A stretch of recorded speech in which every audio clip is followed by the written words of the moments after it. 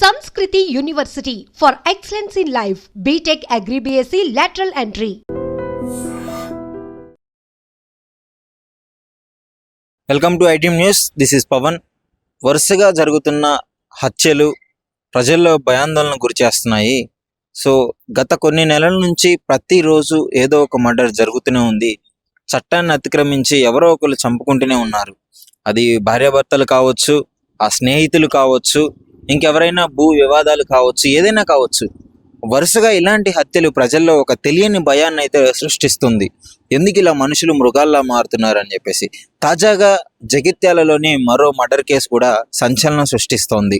తన కన్న కూతురిని ఒక యువకుడు వేధిస్తున్నాడని చెప్పేసి గత కొద్ది రోజులుగా వాళ్ళు ఓపిక పడుతూనే ఉన్నారు. కానీ ఒకరోజు సడన్ గా తన ఇంటికి వచ్చాడని చెప్పేసి తండ్రి ఇంకో ఇద్దరు స్నేహితులతో కలిసి దాడి చేయడం వల్ల అతడు బలి కావడం జరిగింది.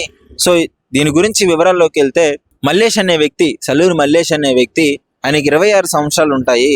గత కొద్ది రోజులుగా కిషన్ రావుపేటలో నివసిస్తున్న ఒక మహిళని ఆ ప్రేమ పేరుతో వేధించడం జరుగుతుంది. వెంట పడుతున్నాడు, నన్ను ప్రేమించు అని చెప్పేసి ఆమెని బ్లాక్మెయిల్ చేయడము, ఈ విధంగా అడ్డుకొని బలవంత పెట్టడము చేస్తున్నాడు. తండ్రికి కొద్ది రోజుల నుంచి ఆమె చెప్తూనే ఉంది.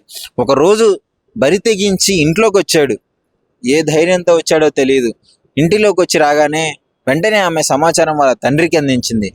తండ్రి రాజిరెడ్డి అదేవిధంగా ఇంకో ఇద్దరిని వాళ్ళ స్నేహితులను తీసుకొని వచ్చి ఇంటికి వచ్చి అతడి మీద దాడి చేయడం జరిగింది. సో ఆ దాడిలో అనుకోకుండా ఆ మల్లేష్ అనే వ్యక్తి, 26 సంవత్సరాల వ్యక్తి చనిపోవడం జరిగింది.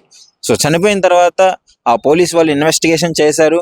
అతడి మీద గతంలో కూడా కొన్ని ఇట్లా బ్లాక్మెయిల్ కేసులు, మహిళలు హింసించిన కేసులు ఉన్నాయని చెప్పేసి అది బయటికి రావడం జరిగింది. ఈ విధంగా అదంటే చట్టాన్ని చేతుల్లోకి తీసుకొని ఈ విధంగా చంపేయడం వల్ల ఇప్పుడు తన కూతురు ఒంటరిదైపోతుంది.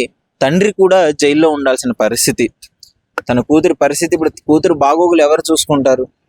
సో అంటే చట్టాన్ని చేతుల్లోకి తీసుకోకుండా చట్టానికి అతను అప్పచెప్పి స్ట్రిక్ట్గా యాక్షన్ తీసుకొని ఉంటే ఇప్పుడు మీరిద్దరు సంతోషంగా ఇంట్లో ఉండేవాళ్ళు. ఏదేమైనా సరే, అంటే ఎందుకు ఈ విధంగా చట్టాన్ని అతిక్రమిస్తున్నారు, ఎందుకని ప్రజల్లో ఇలాంటి భావన? చట్టంలో మరి చట్టం దగ్గరికి వెళ్తే, పోలీసుల దగ్గరికి వెళ్తే న్యాయం జరగదు అనే భావన, లేదంటే ఆ కోపంలో కూతుర్ని హింసిస్తున్నాడన్న కోపంలో చేసిన ఆ తప్పుడు పని తెలియదు. కానీ గత కొద్ది రోజుల నుంచి ఇలాంటి మర్డర్ కేసులు ఎప్పటి నుంచో మనం వింటూనే ఉన్నాము. భార్య భర్తలను చంపడము, భర్తలు భార్యను చంపడము, కన్న కూతుర్ని చంపడము, కూతురు తల్లిదండ్రులను చంపడము. అంటే మనుషుల్లో ఈ బంధాలకి, విలువలకి అస్సలు వాల్యూ లేకుండా పోయింది. ఎవరు ఈ విచక్షణ రహితంగా మరి ఇష్టం వచ్చినట్టు తాగడము, ఇష్టం వచ్చినట్టు డ్రగ్స్కి బానిస అవ్వడము, ఇట్లాంటివి కూడా జరుగుతున్నాయని చెప్పేసి ప్రజలు కొంచెం భయాందోళనకు గురవుతుంది. మరి చూడాలి దీని గురించి అసలు మీ అభిప్రాయం ఏంటి?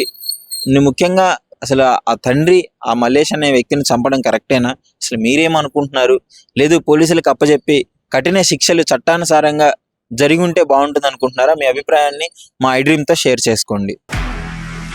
నిజంగా ప్రస్తుతం ఉన్నటువంటి సమాజం దేనికి ప్రయారిటీ ఇస్తుంది? ఆర్థిక సంబంధాల చుట్టూ మాత్రమే తిరుగుతుంది. మళ్ళీ ఎన్నికలంగానే చాలా విరక్తి కలుగుతాం. మంచి అనిపిస్తుంది కదా, లేడీస్ కూడా ఛాలెంజింగ్ జాబ్స్ చేసినప్పుడు చాలా బాగుంటది. ట్రాఫిక్ అసిస్టెంట్స్ గా నియమించిన ట్రాన్స్జెండర్స్ అందరితో సాల్యూట్ చేయించుకుంటున్నారు. ఫుడ్ డెలివరీ ఇవ్వటానికి వెళ్ళినటువంటి డెలివరీ బాయ్ అనిల్ పై కళ్ళ ముందు పెళ్ళండి